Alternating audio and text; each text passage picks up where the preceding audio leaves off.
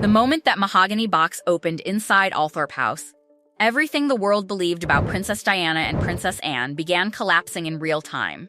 And not quietly, but violently.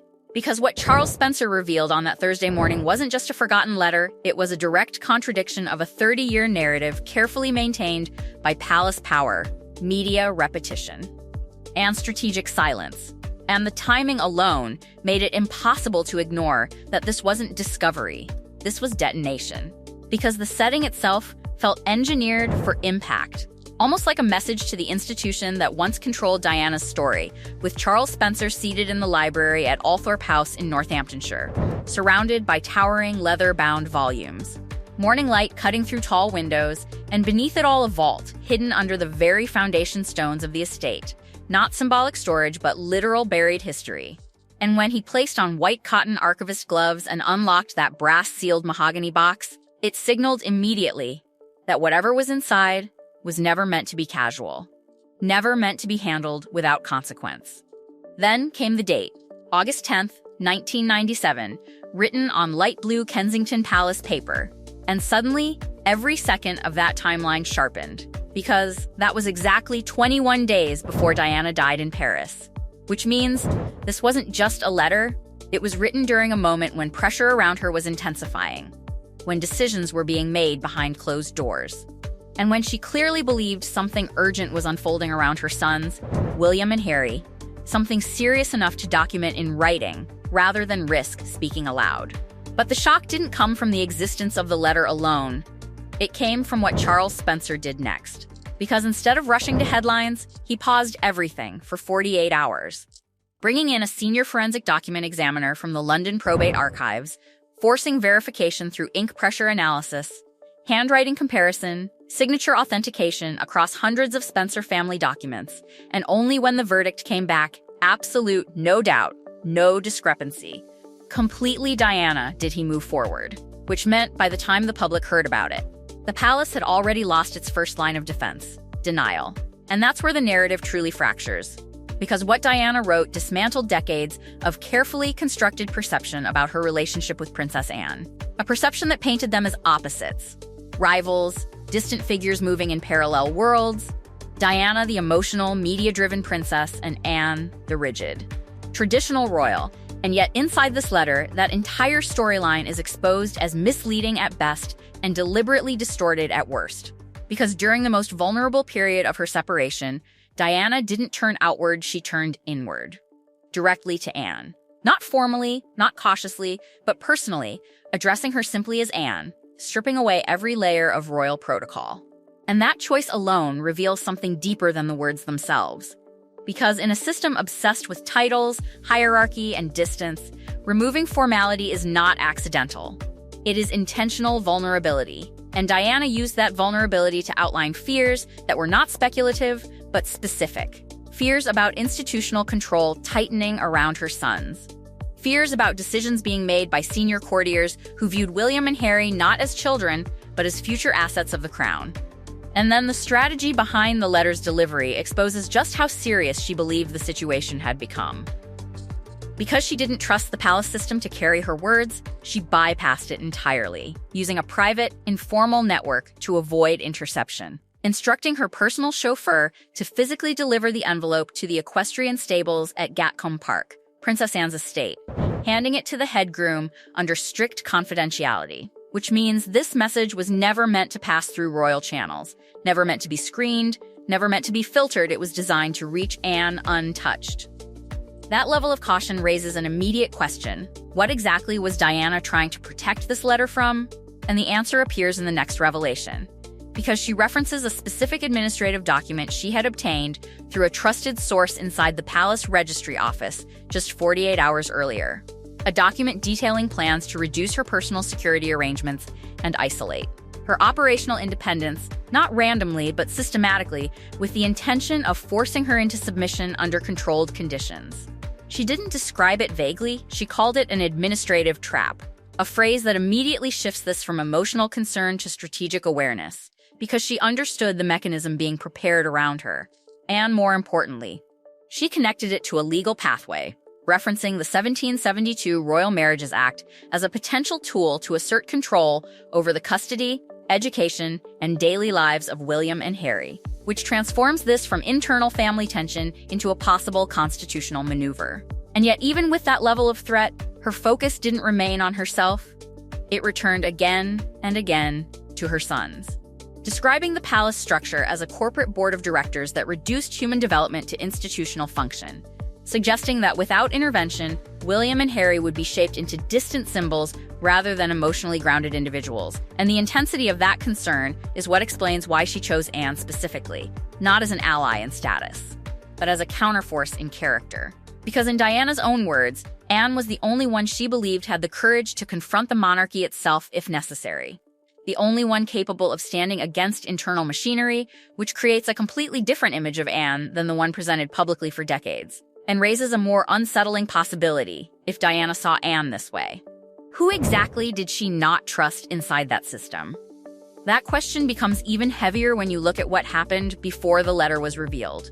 Because Charles Spencer didn't simply release it without warning, he sent a high-resolution copy to Clarence House on Wednesday afternoon, giving the king's private secretary time to review it.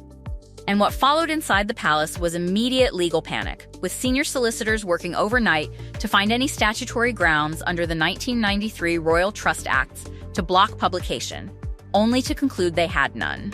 Which means, by the time Thursday morning arrived, the palace already knew what was coming, knew they couldn't stop it, and knew that once it became public, it wouldn't just challenge history, it would challenge authority. Because this wasn't just Diana speaking from the past. This was Diana documenting what she believed was happening in real time, leaving behind not a memory, but a warning. And the most unsettling part is this. If she was right about the administrative trap, if she was right about the mechanisms forming around her, then the letter isn't just a contradiction of narrative, it's a fragment of something much larger, something unfinished, something that may not have ended with her. Because the moment that document resurfaced, it didn't just reopen the past, it exposed the possibility that parts of that system may never have disappeared at all. The fallout didn't begin with a statement, it began with silence. The kind that spreads through institutions when every possible response feels dangerous. Because by the time Thursday morning turned into afternoon, Buckingham Palace wasn't controlling the narrative anymore. It was reacting to it. And the speed of that shift revealed just how unprepared the entire structure was for a single document that had bypassed it completely for 30 years. Because inside Clarence House, the immediate instinct wasn't denial, it was containment, and that distinction matters. Because denial requires confidence, but containment signals fear. And the legal teams who had already failed to block the letter overnight now faced a second problem that was far more unpredictable. Interpretation. Because Diana's words weren't just emotional reflections, they were precise, strategic, and open to public analysis in ways the palace could not easily redirect. And that's when the second shockwave hit, not from Charles Spencer, but from Princess Anne herself. Because her role in this wasn't passive.